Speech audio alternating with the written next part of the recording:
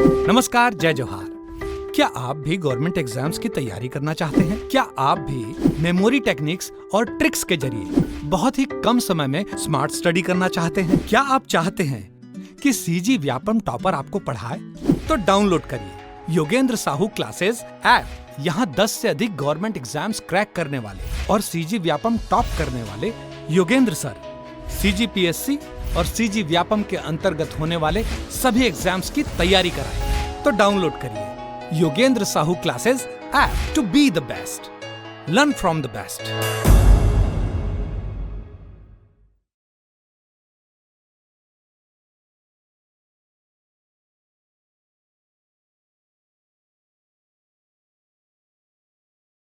नमस्कार दोस्तों, आप सभी का स्वागत है योगेंद्र साहू ऑनलाइन क्लासेस में। मैं हूं आकाश चंद्राकर और करंट अफेयर की इस सीरीज की आज हमारा लास्ट टॉपिक होने वाला है छत्तीसगढ़ करंट अफेयर्स के ऊपर।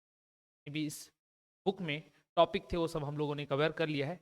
आज हम कुछ चुनिंदा 4 टॉपिक होंगे, 4 या 5 टॉपिक जो कि बहुत इंपॉर्टेंट है एग्जाम के दृष्टिकोण से पर पढ़ेंगे। ये केवल पीएससी के लिए नहीं, आपकी बाकी आने वाले सभी व्यापम के एग्जाम में काम आएगा। ठीक है, चलिए। अगर आप लोग किसी भी एग्ज़ाम की तैयारी कर रहे हैं और अपनी पढ़ाई को सुदृढ़ करना चाहते हैं, बेहतरीन तरीके से पढ़ाई करना चाहते हैं, तो हमारे कोर्स के साथ जुड़ सकते हैं।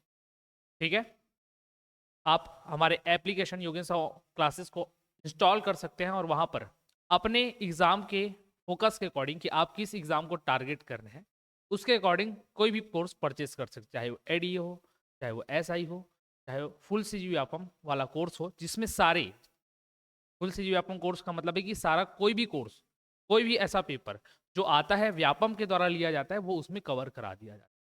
तो इसके ऑफर भी अभी चल रहे हैं, ऑफर का लाभ उठा सकते हो और इसके लिए आप हमें 8770123687 इस नंबर पर कांटेक्ट कर सकते हैं। हमारा ऑफलाइन क्लासेस भी चलता है, ठीक है, भिलाई 3 सिरसा गेट के पास उत्तर वसुंधरा नगर में हमारा कोचिंग इंस्टीट्यूट है। तो आप गूगल मैप के सहारे से भी हम तक पहुंच सकते हैं और यहाँ आकर हमारे ऑफलाइन क्लासेस के बारे में भी जानकारी प्राप्त कर सकते हैं।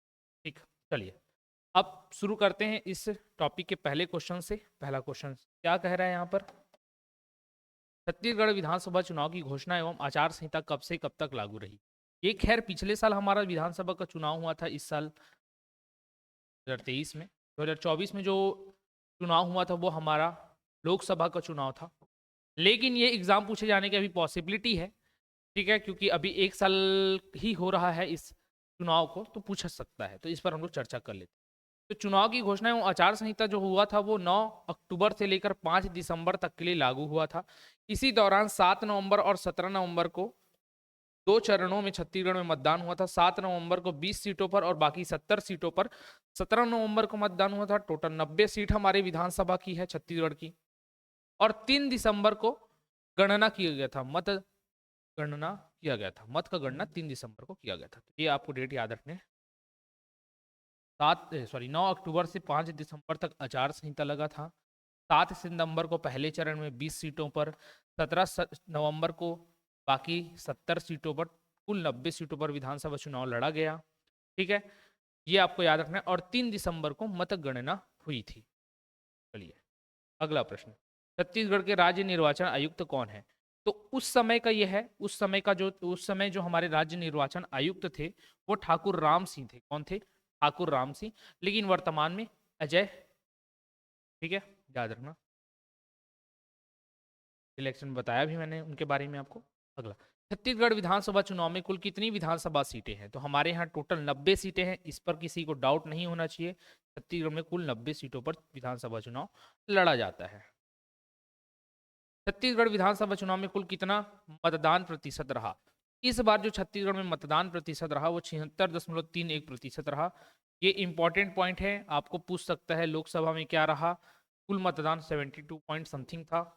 और छत्तीसगढ़ की विधानसभा में 2 चरणों के बाद दोनों चरणों का एवरेज अगर लिया जाए तो 76.31% रहा था। अगला प्रश्न देखते हैं, छत्तीसगढ़ विधानसभा चुनाव के लिए शुभंकर का नाम क्या था? चुनई चिरई, चुनई चिरई, ठीक है, चुनई चिरई इसका शुभंकर रखा गया था। बहुत ही इंपॉर्टेंट है और ये पूछा जाएगा, आप याद रखना। चुनई चिरई पूछ सकता है आपको अगले एग्जाम में भी। ठीक है, इसका स्लोगन भी था वोट दे देबर ए बार जाबो, वोट दे बर ए बार जाबो और चुनाई तिहार मनाबो, ऐसा था। वोट दे बर ए बार जाबो, चुनाई तिहार मनाबो, वोट दे बर ए बार जाबो, चुनाई तिहार मनाबो, ये स्लोगन था भैया। इस स्लोगन के थ्रू इस कैंपेन की शुरुआत हुई थी 9 की। तो वोट दे बर जाबो ए बार, सॉरी, वोट दे बर ए बार जाबो, चुनाई तिहार मनाबो, इस टाइप का था, तो याद रखना है। और चुनाई चिड़ई जो था वो क्या रखा गया था, शुभंकर रखा गया था। छत्तीसगढ़ विधानसभा चुनाव के कितने चरणों में हुए थे, तो 2 चरण में, पहले में 20 सीटों पर, दूसरे में 70 सीटों पर। पहला 7 नवंबर को, दूसरा 17 नवंबर को चुनाव। प्रथम चरण में कितने सीट के लिए 20 सीटों के लिए मतदान हुआ था, 7 नवंबर का दिन इसका मतदान हुआ था। दूसरे चरण में 70 सीटों पर हुआ था, 17 नवंबर को इसका मतदान हुआ था। छत्तीसगढ़ विधानसभा चुनाव की मतगणना कब हुई थी, तो 3 दिसंबर 2023 को इसकी मतगणना हुई थी। छत्तीसगढ़ विधानसभा चुनाव में कुल कितने मतदान केंद्र थे, तो ये 24,109, कुल 24,109 थे, जिसमें से 5,303 पहले चरण में और बाकी जो 18,806, यही वो लिख लो ना, 5,303 फर्स्ट राउंड में और जो 18,806, 606 बोला था, 806 ये सेकेंड राउंड में मतदान केंद्र बनाए गए थे। टोटल 24,109 था। ठीक, भाजपा ने कितनी सीटें जीती, तो भाजपा ने 54 सीटें जीती, कांग्रेस ने 35 सीटें जीती। भाजपा ने 54 सीटें, तो कांग्रेस ने जीता, और 1 सीट गोंडवाना गणतंत्र पार्टी ने जीता। किसने, गोंडवाना गणतंत्र पार्टी ने 1 सीट पर जीत हासिल की। आगे, विधानसभा चुनाव 2023 में कांग्रेस ने कितनी सीटें हारी, तो भैया सॉरी, हारी नहीं होना चाहिए, जीती होना चाहिए। टोटल इन्होंने 35 सीटों पर ही जीत हासिल की थी। क्वेश्चन हो गया। प्रथम चरण में कुल कितने मतदान केंद्र थे, प्रथम चरण में 5,303 था, मैंने बताया। दूसरे चरण में 18,806 थे। अगला क्वेश्चन वही है, 18,806 थे। ठीक, राज्य के प्रत्येक विधानसभा क्षेत्र के अंतर्गत कितने संगवारी मतदान केंद्र बनाए गए थे, तो 10 प्रत्येक विधानसभा क्षेत्र में। 90 विधानसभा क्षेत्र है तो 90 में 10 देख लो, इतने बनाए गए थे। और इसमें भी ये किनके द्वारा संचालित किया जाता था, तो महिलाओं द्वारा, जो महिला मतदान दल होता था ना, उनके द्वारा संचालित किए जाते थे।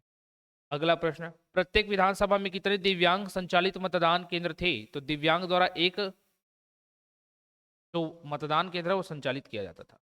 कुल कितने संगवारी मतदान केंद्र बनाए गए थे, तो 900। क्यों, क्योंकि प्रत्येक विधानसभा क्षेत्र में 10, 90 सीट है तो 9 गुना 10, सॉरी 90 गुना 10। राज्य भर में कुल कितने आदर्श मतदान केंद्र बनाए गए थे, तो 450 आदर्श मतदान केंद्र बनाए गए थे। आप इस समय पर पिछले साल देखे भी होंगे कि इनके फोटोस आते थे, कौन सा कितना सुंदर बना है, किस तरीके से उसकी सजावट की गई थी। तो ये थे टोटल आपके विधानसभा चुनाव पर आने वाले प्रश्न। ये जरूर आएगा भैया, किसने कितने सीट जीते, ठीक। ये जरूर आएगा कि कब से कब तक आचार संहिता लगा था, कितने चरण में मतदान हुए थे, कब कब तिथियों को मतदान किया गया था, टोटल वोट परसेंटेज कितना था, ये सब पूछ सकते। चलिए अगले टॉपिक पर चलते हैं। छत्तीसगढ़ सर्वे मतलब आर्थिक सर्वेक्षण का डेटा के आधार पर क्वेश्चन, और ये भैया पीएससी का इंपॉर्टेंट पॉइंट होता है यहाँ से क्वेश्चन उठाना। और आजकल आप व्यापम में भी देखेंगे कि प्रति व्यक्ति आय पूछ देता है, क्या जीएसडीपी में कितने प्रतिशत का ग्रोथ रहेगा पूछेगा, कृषि क्षेत्र का कितना योगदान था, सेवा का कितना था, उद्योग का कितना था, ये सब पूछता ही है। ये सब आर्थिक सर्वेक्षण के ही डेटा होते हैं। चलिए तो इससे क्वेश्चंस करते हैं। और मैं इससे पहले बोलूंगा कि अगर आप टेस्ट सीरीज नहीं दिला रहे हैं तो टेस्ट सीरीज दिलाना शुरू कर दो। हमारे द्वारा 350 रुपए पर 349, ओनली 349 पर पीएससी के टेस्ट सीरीज लॉन्च किए गए हैं। वो टेस्ट सीरीज आप परचेस करके अपनी तैयारियों का आकलन कर सकते हैं। साथ में कोर्स भी अवेलेबल है, अगर आप कोर्स के साथ नहीं जुड़े हैं तो उससे भी जुड़ जाओ। और पीएससी में हम लोग सब्जेक्ट वाइज केवल छत्तीसगढ़ का सेपरेट टेस्ट लॉन्च किए हैं 249, 250 रुपए पर, तो वो भी आप परचेस कर सकते हैं। उसमें आपको एक्सप्लेनेशन वीडियो भी दिए जाएंगे। और जो एसआई के स्टूडेंट हैं उनके लिए भी कोर्स और टेस्ट सीरीज दोनों अवेलेबल है, वो दोनों परचेस करके अपनी तैयारी को आगे बढ़ा सकते हैं। आपके लिए मेन अच्छा चीज ये हो जाएगा जो प्री और एसआई दोनों दिला रहे हैं, क्योंकि दोनों का एग्जाम इस बार सीजीपीएससी कंडक्ट कर रहा है। एक बार एसआई का एग्जाम व्यापम ने लिया था, इस बार पीएससी लिया। आपको नॉलेज हो जाएगा कि इस पैटर्न में एग्जाम पीएससी इस बार पूछ रहा है, तो आपका फायदा रहेगा। इसलिए दोनों की तैयारी साथ में पैरेलली करते चल सकते। चलिए, इस प्रश्न में पूछा कि छत्तीसगढ़ राज्य सकल घरेलू उत्पाद जीएसडीपी वर्ष 2023-24 में कितनी अनुमानित है? जीएसडीपी का आकलन पूछ रहा भैया, कितना अनुमानित था 2023-24? तो ये हम लोगों ने देखा था 3,21,945, 3,21,945 करोड़ रुपए, इतने का हम लोगों ने क्या किया है? अनुमान लगाया है। 3,21,945 रुपए का अनुमान लगाया है। और ये किस में है? करोड़ में बात चल रही, लाख में बात कर रहेगी, दशमलव उस पर भी कुछ अंक आएंगे, बट करोड़ में लेकर चलना। 3,21,945, ऐसे में लाखों में जाओगे तो और पॉइंट में थोड़ा बढ़ जाएगा। जीएसडीपी विकास दर 2023-24 के लिए क्या थी? तो जीएसडीपी विकास दर, सर 25 लग गया, हम लोग 23-24 का क्यों पढ़ रहे हैं? ठीक है, मन में आ रहा हो तो आर्थिक सर्वेक्षण ना आपका बजट के साथ आता है अप्रैल माह में। अभी हम लोग जनवरी माह में चल रहे हैं, एग्जाम आपको फरवरी माह में, मतलब ये पिछला डेटा पूछेगा। पिछला डेटा किसका रहेगा भैया? 2023-24 का ही तो रहेगा। अब 25 लगा तो 24-25 का आएगा, 26 वाले में 25-26 का आता है, एक साल पीछे और चलने वाले साल का लेकर चलते हैं। तो इस समय कितनी अनुमानित थी हमारी विकास दर? 6.56। और अभी मालूम चलेगा कि हम लोगों ने इस विकास दर को प्राप्त किया, इससे कम रहेगा, ये इससे ज्यादा प्राप्त किया। ये अनुमानित जो था 6.56 था, और क्या बोल सकते हो कि ये अनुमान 2023-24 के लिए था। तो ये अभी पता चल जाएगा कुछ महीने के बाद ये प्राप्त किया गया है या नहीं। ठीक है, तो 6.56% आपको याद रखना है। जीएसडीपी में ग्रोथ इतना अनुमानित था, इंपॉर्टेंट है। अगला प्रश्न देखते हैं। 23-24 में छत्तीसगढ़ का कृषि क्षेत्र में विकास दर कितना था? 3.23%। कृषि, उद्योग और होता है सेवा। हमारे यहाँ जो सबसे ज्यादा योगदान रहता है वो किसका रहता है? उद्योग का रहता है। हमारे यहाँ इंडस्ट्री बहुत ज्यादा मात्रा में, देन सेवा का रहता है, देन कृषि का रहता है। योगदान की बात कर रहा हूँ, और उसी स्तर पर इनका विकास भी होता है। कृषि में आप देखेंगे 3.23% का योगदान, इसमें देखेंगे 7.13% का, और इसमें देखेंगे 5.02% का योगदान है। सॉरी, योगदान बोलता हूँ, वृद्धि दर है, विकास दर है। ठीक, तो विकास दर मैंने क्या बोला? कृषि में जो विकास है 3.23% का, ठीक है, आपके उद्योग में है 7.13% का, और सेवा क्षेत्र में 5.02% का योगदान है। कृषि के बारे में योगदान बोल रहा हूँ बार बार। इतना विकास है, इतना विकास दर मापा गया है पिछले बार की तुलना में।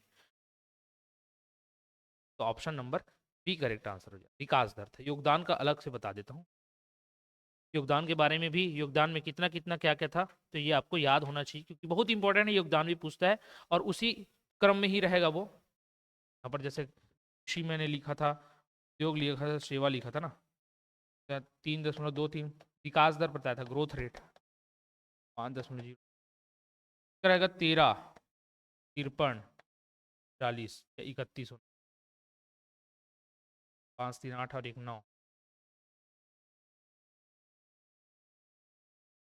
31 ही होना चाहिए, कम होना चाहिए, दिक्कत हो जाएगा आप लोगों की। अच्छा, वो 15 है यार, 15%, 31% और 53%। 53.5 था इसका, 31.19 था, और 3.2 था। इतने प्रतिशत का क्या है इसमें? भागीदारी थी हमारी इस साल के जीएसडीपी में। इस साल के जीएसडीपी में ये भागीदारी ही टोटल 100% में से कृषि क्षेत्र से 15 आया था, उद्योग क्षेत्र से 53 आया था, और सेवा क्षेत्र से 31% का हमारे यहाँ जो राजस्व की प्राप्ति हुई थी, ये मान सकते हो, सकल घरेलू उत्पाद में इसका मापन था। और ग्रोथ बताया गया था कि अगले बार के लिए भैया 3.23% तक ये ग्रोथ करेगा, इस 7 में करेगा, और ये 5% तक ग्रोथ करेगा, याद रखना। तो और जस्ट इसका अपोजिट होता है नेशनल लेवल पर। नेशनल लेवल पर सेवा जो है सर्वाधिक मात्रा में योगदान देता है, 50% से ज्यादा। छत्तीसगढ़ में उद्योग का योगदान सर्वाधिक रहता है। चलिए आगे चलते हैं। छत्तीसगढ़ का उद्योग क्षेत्र में विकास दर कितना है? 7.13%, सबसे अधिक। आगे सेवा क्षेत्र में विकास दर क्या था? मैंने बताया 5.02%। आगे प्रति व्यक्ति मूल्य आय, व्यक्तिगत आय छत्तीसगढ़ में कितनी है? स्थिर मूल्य पर पूछ रहा है, प्रचलित मूल्य पर नहीं पूछ रहा है, स्थिर मूल्य पर पूछ रहा है, दोनों अलग चीज होता है। अगर ये प्रचलित मूल्य पर पूछता तो आपका अमाउंट ज्यादा आता, ये स्थिर मूल्य पर पूछा जा रहा है इसलिए अमाउंट कम आएगा। ठीक है, प्रचलित मूल्य पर आपका 1.47,361 ये होता है, और नेशनल लेवल पर 1.85,85,4 ये है। ये हमारे भारत देश की प्रति व्यक्ति आय है प्रचलित मूल्य, और ये हमारे छत्तीसगढ़ राज्य की प्रचलित, ठीक है ना, प्रति व्यक्ति आय। लेकिन हमें स्थिर मूल्य पर पूछा, स्थिर मूल्य का वैल्यू कम आता है जो कि आएगा आपका 105,973, मतलब 105,973। 105,973 जो है ये प्रति व्यक्ति आय है स्थिर मूल्य पर। स्थिर मूल्य किसी एक ईयर को माना जाता है, जैसे 2014 को मान रहे होंगे, और 2014 के कंपेयर में उस समय जो महंगाई थी उसके अकॉर्डिंग आज का जो पैसा है वो किसके बराबर होगा ये बताया जाता है। यार उतना डिटेलिंग की आवश्यकता नहीं है, आप इसको नॉर्मल समझते हैं। 2023-24 में छत्तीसगढ़ का कुल राजस्व व्यय कितना है? कुल राजस्व व्यय कितना है? तो राजस्व व्यय के बारे में बोल रहे हैं ना, राजस्व व्यय आखिरी में हम लोग टोटल सबका निकालते हैं, और वो जो राजस्व व्यय छत्तीसगढ़ का निकल कर आया था वो था आपका राजस्व व्यय 1,00,000 समथिंग और 2,501, हाँ यही तो है, 1,02,501 इतना आया था आपका। 501 1 करोड़ में ले रहे हैं आप, कहीं पर डाटा देखोगे लाखों में होगा तो अलग आ सकता है, लाखों में, इसके बाद दशमलव के बाद कुछ अंतर होगा बस, ठीक। लाख में देगा तो यहाँ पर कुछ 2 अंक और बढ़ जाएंगे, लेकिन इतना ही रहेगा जब करोड़ के रूप में आप देखेंगे तो 1,02,501 करोड़ रुपए का हमको राजस्व व्यय करना पड़ा था। कितना करना पड़ा था? 1,02,501 रुपए का। 102,501 या तो 102,501। अधिकतर देखना ऐसे ही टिकावन टिकते हो ना आप लोग, कभी भी जाओगे टिकावन, नहीं तो आजकल तो रिसेप्शन का जमाना है तो लिफाफे में 101 रुपये 501 रुपये डाल के जाते हो। याद रखना कितने का व्यय होता है आपको, 102,501 का। 101 को अब 102 याद रखना, 102,501 का व्यय हुआ था। वित्त वर्ष 2023-24 में छत्तीसगढ़ का पूंजी व्यय कितना है? पूंजीगत व्यय, ये पूंजीगत व्यय जो 18,660 रुपए होता है। कितना? 18,660 रुपए। 18,660 रुपए पूंजीगत व्यय था। पूंजीगत, हम कैश पेमेंट में कितना व्यय किए थे। अगला, वित्त वर्ष 2023-24 में छत्तीसगढ़ का राजकोषीय घाटा कितना है? तो राजकोषीय घाटा जो है वो 15,300 लिखा है यहाँ, लेकिन एक्चुअल जो डेटा है लगभग मैं बता रहा हूँ, लगभग वो 15,199 के आसपास है। इसको 200 ले सकते हो आप, 300 थोड़ा ज्यादा बताया, बट ठीक है, 15,200 लो, 199 लो, या 300 बताया गया। मैं आपको करेक्शन करके बता दे रहा हूँ, इतने के आसपास का राजकोषीय घाटा हमको देखना पड़ा था। वित्त वर्ष 2023-24 में छत्तीसगढ़ का सकल राज्य घरेलू उत्पाद का राजकोषीय घाटा प्रतिशत क्या है? तो 2.99, लगभग 3% है। सर ये डेटा कैसे याद करेंगे? तो बार बार रिपीट करना पड़ेगा। जैसे प्रति व्यक्ति आय स्थिर मूल्य पर बोला तो 105 वाला था, लेकिन आपको प्रचलित मूल्य पर बोलेगा तो 147,361, और यही ज्यादा पूछता है प्रचलित मूल्य वाला। क्लियर है? केंद्र स्तर पर 185,85,4 मैंने बताया आपको प्रचलित मूल्य पर था। वृद्धि दर पूछा था तो 6.56% ये आपको याद रखना होगा, ठीक है। कृषि क्षेत्र का योगदान कितना है? तो आपको 15.32 याद रखना है। उद्योग का 53.5, और अगर सेवा का पूछे तो 31.19, ये आपको याद रखना पड़ेगा। इसका ग्रोथ याद रखना पड़ेगा। कृषि में 3%, 3.23, उद्योग में 7.13, और सेवा क्षेत्र में 5.02% का योगदान रहेगा, मतलब वृद्धि रहेगी उसकी अगले बजट वर्ष में था, जो बजट आया था उसमें, ठीक, आर्थिक सर्वेक्षण। तो ये सब बार बार आपको रिवाइज कर करके ही याद करना होगा। ऐसा कोई हार्ड एंड वो ट्रिक नहीं है, फास्ट एंड हार्ड ट्रिक नहीं है कि आप एकदम तुरंत याद कर लो इसको। अगला, सकल घरेलू उत्पाद 2023-24 में कितना है? तो 6.56% का ग्रोथ है। छत्तीसगढ़ में कुल कृषक परिवारों की संख्या कितनी है? ये लगभग 40.10 लाख, मतलब 40,10,000 ऐसे आप बोल सकते हैं। 40 लाख मतलब 40.10 लाख का छत्तीसगढ़ कृषक परिवार है जो कि रजिस्टर्ड है, आप बोल सकते हैं। अगला, वर्ष 2023-24 में छत्तीसगढ़ का शिशु मृत्यु दर कितना है? तो 28 है, 28, और आगे इसको 20 करने का लक्ष्य रखा गया है, ठीक। 28 है, आगे इसको 20 करने का लक्ष्य रखा गया है, ध्यान में रखना। छत्तीसगढ़ मातृ मृत्यु दर कितने हैं? 137 है। अभी वर्तमान में 137 मातृ मृत्यु दर छत्तीसगढ़ की है। क्लियर? छत्तीसगढ़ में साक्षरता दर कितना है? तो 70.3% है, जो कि कम है, इसकी वैल्यू को ज्यादा होना चाहिए था, तो 70.3% है। रिकॉर्ड वैल्यू है वो 70.3 जो है, कम है। मैं सामाजिक दृष्टिकोण से बता रहा हूँ, उसकी वैल्यू को ज्यादा होना चाहिए। ऐसा नहीं कि आप इस पीडीएफ में कम लिखा है, ये वाली बात नहीं थी। अगला, वर्ष 2023-24 में छत्तीसगढ़ का कार्य सहभागिता अनुपात कितना है? तो 47.68% कार्य सहभागिता है, जो कि राज्य की कार्यशील जनसंख्या को दर्शाता है। मतलब 100 लोग में से 48 लोग, लगभग 48 लोग काम कर रहे हैं, बाकी 52 लोग नहीं करते हैं। उस 52 लोग में क्या आ जाते हैं? बूढ़े आ जाते हैं और बच्चे आ जाते हैं, बूढ़े और बुजुर्ग आ जाते हैं। आगे 2023-24 में छत्तीसगढ़ का शिशु मृत्यु दर का लक्ष्य क्या है? तो ये 20 प्रति हजार जीवित जन्म, ये बोला ना 28 है एक्चुअल में भी, लेकिन उसको 20 करने का लक्ष्य रखा। सकल राज्य घरेलू उत्पाद का विकास दर कितना है? 6.56% है, याद रखना। छत्तीसगढ़ राज्य प्रति व्यक्ति आय कितना? 1,47,361 डेटा, ये आपको याद रखना है। जो 105 वाला था मैंने बोला, वो कभी कभार ही पूछता है, जो यहाँ पर हम लोगों ने डिस्कस किया था कुछ समय पहले, तो राजस्व व्यय था 105,973, कभी कभार पूछने। ठीक है, छत्तीसगढ़ का सकल घरेलू उत्पाद, ये ग्रोथ देख लिए, ये भी देख लिए। अगला प्रश्न, औसत वृद्धि दर कितनी है? तो 5.7, किसमें बोल रहे हैं? जीएसडीपी में। जीएसडीपी में भैया 5.7 औसत वृद्धि दर, सभी का मिलाओगे तो 5.796, इतने प्रतिशत का जीएसडीपी में वृद्धि अनुमानित माना जा रहा है। ठीक है, इतने का अनुमान लगाया जा रहा है कि इतना हमारे जीएसडीपी में वृद्धि दर्ज की जा सकती है, टोटल है ये। अब ये कैसे इतना निकला होगा? तो सभी का जब आप एवरेज लोगे अनुमानित वृद्धि तो निकल जाएगा।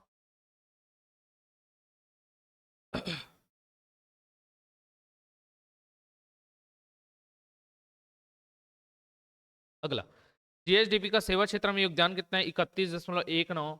कृषि क्षेत्र का बताया था 15.32। उद्योग का बताया था 53.5। अगला वही पूछा, कृषि क्षेत्र का 15.32। अगला यही पूछा कि उद्योग क्षेत्र का 53.5। तो एक ही पॉइंट में आप लाइन से ऐसे फ्लो चार्ट बनाकर लिख लोगे ना, तो आपको याद हो जाएगा। चलिए अगला देखते हैं, बजट। बजट में क्या क्या उल्लेख था? ये तो मैंने आर्थिक सर्वेक्षण के डेटा बताया, उसी से रिलेटेड कुछ यहाँ पर भी क्वेश्चंस होंगे, और बजट में क्या क्या प्रावधान है उससे रिलेटेड क्वेश्चंस करते हैं।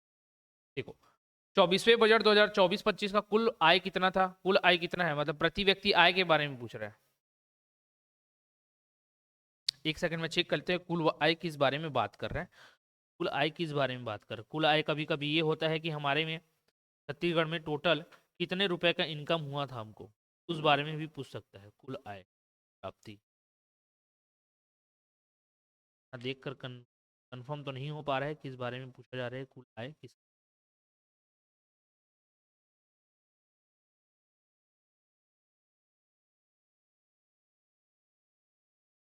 प्राप्तियां तो 10,60,000 का हुआ। ये 1,47,500 करोड़ रुपए कुल आय का अनुमान बोल रहे हैं। किस आय का अनुमान है? तो ये समझ, अच्छा 24-25 में कुल आय का, ओके ओके, क्वेश्चन मैंने शायद गलत था। 2023-24 का नहीं पूछा, 2023-24 में अगर पूछा होता कुल आय तो ये आपका था 10,60, लेकिन अभी अनुमान जो बता रहा है ये भैया, ये करोड़ में है ना, वो ये अभी जो बता रहा है ये 24-25 के लिए अनुमानित है, जो कि अभी के डेटा में पता चलेगा हमको हुआ या नहीं।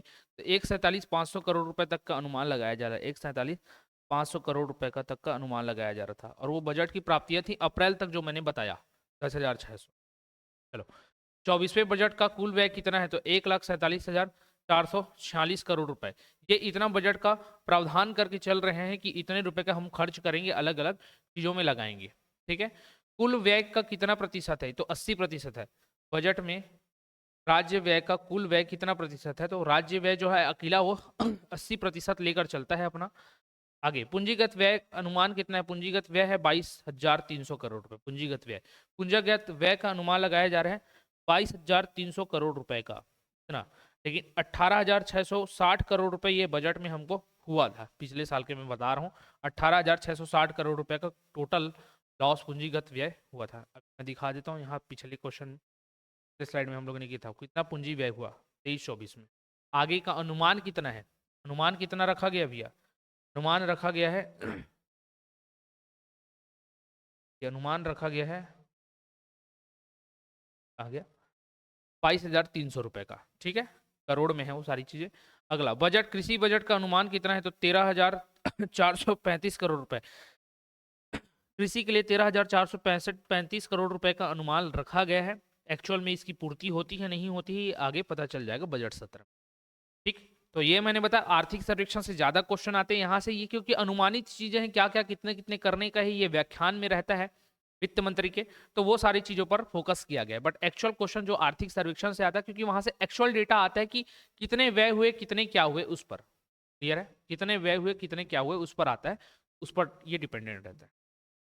आगे दिया है जीएसडीपी का सकल घरेलू उत्पाद कितना है, तो 505,887 रुपए, इतना का जीएसडीपी का करोड़ रुपए का रखा गया है लक्ष्य। ठीक है, आगे 24वें बजट में कृषि क्षेत्र की विकास दर क्या थी, तो 15.32% थी, इतना उन लोग मानकर चल रहे हैं, ये भी हम लोगों ने देखा।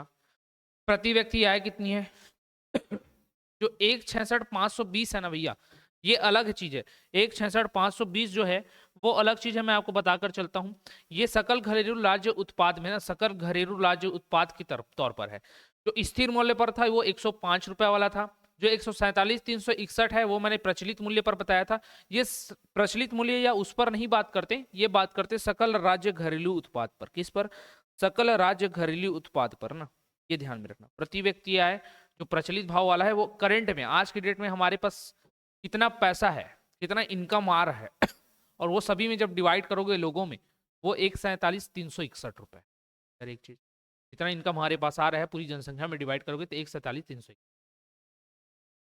स्थिर भाव पर किसी एक साल का जीएसडीपी को हम वो मानक मानकर उसके संदर्भ में आज के पैसे को कैलकुलेट करें तो वो 105 रुपए वाला था। और ये जो है 1,66,520 रुपए, ये जो 105,973 था और ये 1,66,520 रुपए है, ये भैया सकल घरेलू उत्पाद पर ले रहे हैं ना, सकल राज्य घरेलू उत्पाद पर जीएसडीपी पर। ठीक, जीएसडीपी के अकॉर्डिंग इतना होना चाहिए, बट ये उतना है नहीं। एक्चुअल रेट है आपका 1,47,300, तो मैंने बता दिया 1,85,85,4 केंद्र का है। आगे छत्तीसगढ़ के 24वें बजट में औद्योगिक क्षेत्र की हिस्सेदारी कितनी थी, तो 53.5% थी। इस पर तो किसी को डाउट नहीं होना चाहिए, 5 से 6 बार हम लोगों ने इस क्वेश्चन को कर लिया है। अब सेवा क्षेत्र की हिस्सेदारी 31.19%। कुल आय कितना था, तो 6.56% का, इसको हम लोग माप के रखें, इतने का इंक्रीमेंट होगा। राजकोषीय घाटा कितना है, तो 1,47,500 करोड़ रुपए का। ओके, आगे कृषि बजट कितना था, तो 1,34,35 इसने का क्या है, कृषि बजट रखा गया है। औद्योगिक क्षेत्र की विकास दर कितनी, तो 7.13% है विकास दर। ठीक है, 5.02% ये सेवा क्षेत्र की थी और 3.23% वो किसका है, कृषि क्षेत्र का था। फिर है 24-25 में प्रति व्यक्ति आय कितनी होगी, तो 1,66,520 रुपए, मैंने बोला सकल राज्य घरेलू उत्पाद के आधार पर बोल रहा है। स्थिर भाव या पर बोले तो 105,973 और प्रचलित मूल्य पर बोले तो 1,47,361। आपको ध्यान में रखना है, सारी ध्यान में रखने वाली चीजें हैं भाई, तो ध्यान में रखना। ठीक है, सेवा क्षेत्र में 5.02% था, कृषि क्षेत्र का 15.32% था। विकास दर किसमें टोटल बोला तो 6.56% है। ये क्वेश्चन सारे रिपीटेड हैं आपके, आपने देख लिया है। अब चलते हैं लास्ट पॉइंट पर, विविध तथ्य कि अभी तक हमारे करंट अफेयर में ऐसे कौन कौन सी चीजें और हैं जिसको हम लोग अलग से पढ़ा जा सकता है, वो विविध में मिसलेनियस में रखा जाता है, उसको देखते हैं। हमारे करंट अफेयर का लास्ट टॉपिक है इसका छत्तीसगढ़ का। इसके बाद हम लोग राष्ट्रीय करंट अफेयर्स पर चलेंगे। किस योजना का नाम बदलकर डॉक्टर खूबचंद बघेल स्वास्थ्य सहायता योजना रखा गया। ये पहले जो स्वास्थ्य बीमा योजना था उसका नाम बदलकर ये रखा गया, और अभी वापस से इसका नाम बदलकर, अभी वापस से जो इसका नाम बदलकर रखा गया वो आपको याद रखना है, वो रखा गया है शहीद वीर नारायण सिंह स्वास्थ्य आयुष्मान स्वास्थ्य योजना। शहीद वीर नारायण सिंह स्वास्थ्य योजना, ये आपको याद रखना है, ये नाम याद नहीं रखना है। अब खूबचंद बघेल जी का जो नाम है स्वास्थ्य योजना वो बदल गया है, शहीद वीर नारायण सिंह स्वास्थ्य सहायता योजना ये हो गया है। आगे, देश का पहला लिथियम ब्लॉक किस जिले में है, तो कांकेर में नहीं है, ये कोरबा में है। कोरबा के कटघोरा में देश का पहला लिथियम ब्लॉक का नीलामी हुआ है। 250 हेक्टेयर क्षेत्र में वहां से नीलामी या उत्पादन किया जाएगा। लिथियम क्या काम आता है, आपके लिथियम बैटरी बनाने का काम है। एसडीजी जिला प्रगति रिपोर्ट 2023 किसने जारी की, तो राज्य नीति आयोग ने की थी। ठीक है, इसमें 22 से 68 जिलों की रैंकिंग दी गई है। ओके,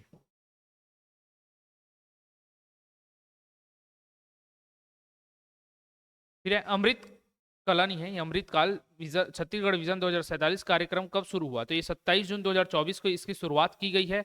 इसके लिए 3 अलग अलग डेट है, मैंने बताया था, अल्पकालिक, मध्यकालिक, दीर्घकालिक।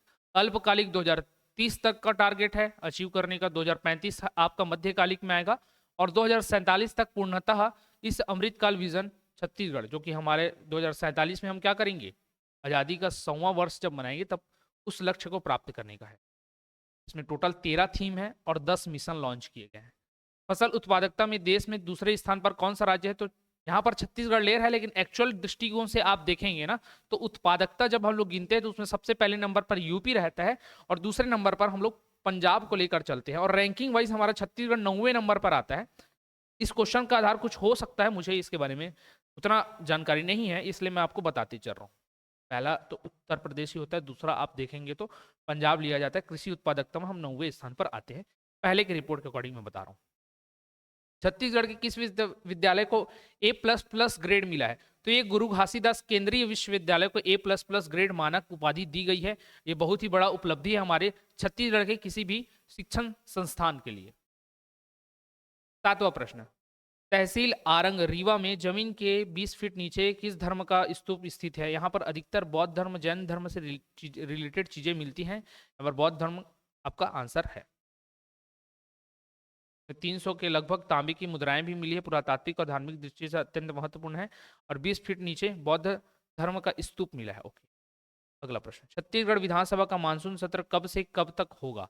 ये पहले था मानसून सत्र जो कि निकल चुका, आपका 22 जुलाई से 26 जुलाई तक था। अभी शीतकालीन सत्र की शुरुआत हो चुकी।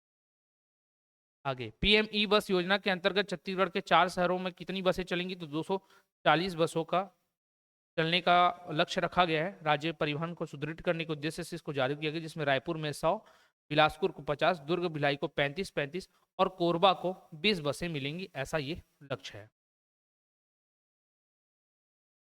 ठीक है, इसमें भी 10 बस कम पड़ रहे हैं इनके डेटा में। अगला देखते हैं, बिलासपुर से जगदलपुर के लिए पहली सीधी उड़ान कब शुरू हुई, तो बिलासपुर से जगदलपुर के लिए जो पहली उड़ान है वो 12 जून 2024 को उड़ाई गई थी। ठीक है, अभी हाल फिलहाल में अंबिकापुर में जो हमारा दरिमा एयरपोर्ट है वहां से भी उड़ान की सुविधाएं संचालित की जा रही है, अभी उससे भी चालू हो चुका है। अगला, छत्तीसगढ़ जीएसटी, अच्छा, और उस दरिमा में जो एयरपोर्ट स्थित है ना, उसका आप लोग कमेंट में जरूर आंसर दीजिएगा। दरिमा में जो एयरपोर्ट स्थित है वो किसके नाम पर है, क्या नाम है उस एयरपोर्ट का, वो जरूर कमेंट करके बताना, वो क्वेश्चन आएगा इस बार। छत्तीसगढ़ जीएसटी विभाग द्वारा किस पोर्टल की शुरुआत की गई, तो ई संवेदना के नाम से पोर्टल की शुरुआत की गई है। इसके माध्यम से हर प्रकार के जो भी चोरी वगैरह होते हैं ना जीएसटी की या फिर टैक्स की, पर कड़ी निगरानी रखी जा सकती है। छत्तीसगढ़ में 4 शहरों में कितनी बसें उसकी सुविधाएं होंगी, 240, ये करेक्ट आंसर होगा। 240 यहाँ पर, अच्छा 240 के अकॉर्डिंग ठीक था फिर डेटा, 250 लगा। ठीक है, 240 के अकॉर्डिंग 150 और ये 90, 240 ठीक। रायपुर, दुर्ग, बिलासपुर, भिलाई और कोरबा में चलेंगी ये बसें। किस तारीख को बिलासपुर से जगदलपुर के लिए पहली सीधी उड़ान शुरू हुई, तो अभी हम लोगों ने बताया था क्या, 12 जून 2024। फोर्ब्स की 30 अंडर 30 एशिया सूची में छत्तीसगढ़ के किस व्यक्ति का नाम शामिल हुआ है, तो अंजलि भटनार का। अंजलि भटनार जी हैं जिनका नाम इसमें RAS क्लाउड आर्किटेक्ट और टेक्नोलॉजी इन्फ्लुएंसर है, इनका नाम इसमें फोर्ब्स की 30 अंडर 30 सूची में एशिया में शामिल हुआ है। छत्तीसगढ़ में मनरेगा के अंतर्गत कितने वर्षों का रिकॉर्ड, तो 4 वर्षों का रिकॉर्ड टूटा, जिसमें मानव दिवस सृजन और रोजगार प्रदान करने में वृद्धि हुई। कमेंट करके बताइएगा अभी वर्तमान में मनरेगा का कितना मजदूरी दर दिया जा रहा है। कमेंट करके बताना है कि वर्तमान में मनरेगा मजदूरी दर कितनी है, बहुत इंपॉर्टेंट है, क्वेश्चन आते हैं इससे PSC में। पूर्ण बजट 2024-25 पूर्व बैठक कब आयोजित होगी, तो ये आपकी आयोजित होगी 2024 जून 2024 में आयोजित होगी, बोला है। क्यों पूर्ण बजट का मतलब क्या था, ये हो चुका है। पूर्ण बजट का मतलब क्या था, जिस वर्ष भी ऐसे रहते हैं कि इस वर्ष चुनाव प्रक्रिया होनी है, उस वर्ष अनुपूरक बजट लाया जाता है। जब तक चुनाव है तब तक के काम के लिए हम लोग बजट निकालेंगे, फिर आने वाली सरकार पूरे वर्ष भर के लिए जो भी योजनाएं थी उनके लिए निकालेगी, तो ये जून 2024 में आयोजित होगी। ठीक, ये था पूर्ण। राज्य कैबिनेट के सबसे कम उम्र के सदस्य कौन थे, तो राज्य कैबिनेट के सबसे कम उम्र के सदस्य थे हमारे OP चौधरी जी, जो कि हमारे वित्त मंत्री भी है। इंदिरा गांधी कृषि विश्वविद्यालय में विकसित किस उत्पाद का मुंबई में केसरी नर्सरी पर परीक्षण होगा, तो चावल का। हम लोगों ने एक ऐसा चावल उसका उत्पाद बनाया है, या फिर बोले उसका संकरण किया है, हाइब्रिड प्रोडक्ट में लाया है, उसका परीक्षण चालू कर दिया गया है। छत्तीसगढ़ का कौन सा जिला 112 आकांक्षी जिलों में से 54 स्थान पर पहुंचा है, तो बीजापुर। तो 12 आकांक्षी जिलों में 54वें स्थान पर बीजापुर पहुंचा है और नारायणपुर का अच्छा खासा परफॉर्मेंस रहता है इन आकांक्षी जिलों में।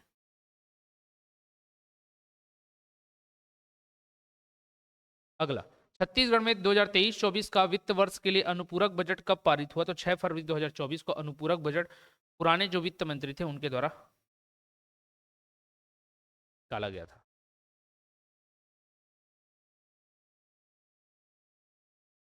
आगे, 2023-24 का वित्त वर्ष के लिए अनुपूरक बजट पहले का होना चाहिए। अभी का ये क्वेश्चन को आप छोड़ देना, इसको स्किप कर देना, मैं पहले से बोल, अगले वीडियो में इसके बारे में चर्चा करूँ। छत्तीसगढ़ के मुख्यमंत्री श्री भूपेश बघेल ने कितने किसानों से मुलाकात की थी? 775 किसान। अब इनके बारे में शायद ही है कि पूछा जाए, पुराने हो गए हैं। तो छत्तीसगढ़ में सबसे बड़ी ऊर्जा भंडारण प्रणाली कहाँ स्थापित की गई? तो राजनांदगांव में, जिसमें सौर ऊर्जा का संग्रहण किया जा रहा है। राजनांदगांव में भी कहाँ? तो डोंगरगढ़ में। तो ये सौर ऊर्जा भंडारण होना चाहिए, यहाँ पर क्वेश्चन को कंप्लीट करना था। गुरु घासीदास विश्वविद्यालय को NIRF रैंकिंग में कौन सा ग्रेड मिला है? तो A++ मिला है। रायपुर के किस स्थान पर तक्षशिला ऑडिटोरियम? तो मोवा, रायपुर मोवा में तक्षशिला ऑडिटोरियम स्थापित किया गया है। तक्षशिला ऑडिटोरियम पढ़ाई लिखाई के लिए उसको एक हब बनाया जा रहा है, मोवा रायपुर को। छत्तीसगढ़ में किस आर्टिकल को हटाने की मांग की गई? तो 370 को हटाने की मांग की थी जब ये पुरानी सरकार थी तब।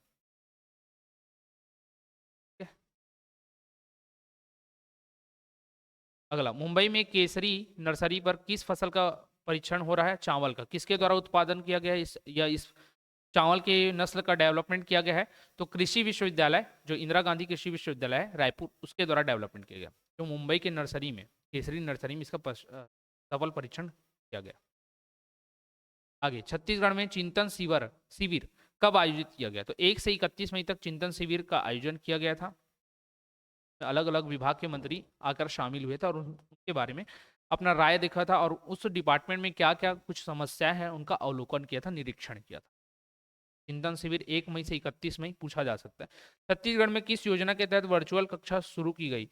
तो PM ई स्कूल योजना, PM ई स्कूल योजना के तहत वर्चुअल कक्षा की शुरुआत की गई।